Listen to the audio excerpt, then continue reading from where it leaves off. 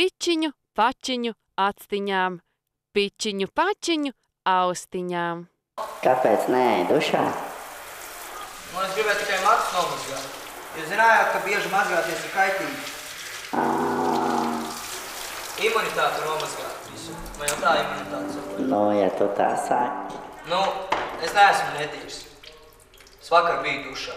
Man ārsts teica, ka, ja tu bieži mazgājies, tu nomazgā visus tos mikrobus, kuri tev imunitāti sargā.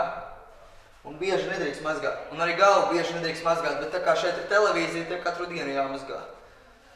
Jo mamma teica, ka televizorā baigi var redzēt, ka netīri matiņi.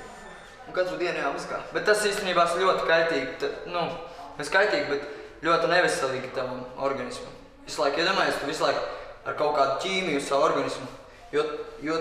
Jo tev jau arī dabiski nāk, pat visi tie sviedri, viņi jau tevi tā kā tādu imunitāti iedod.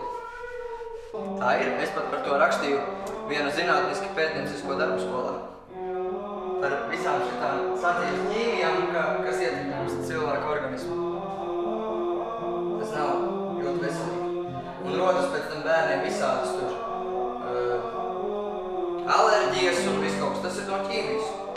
Pičiņu, pačiņu, austiņām, modrini sadzirdētām. Pičiņu, pačiņu, austiņām.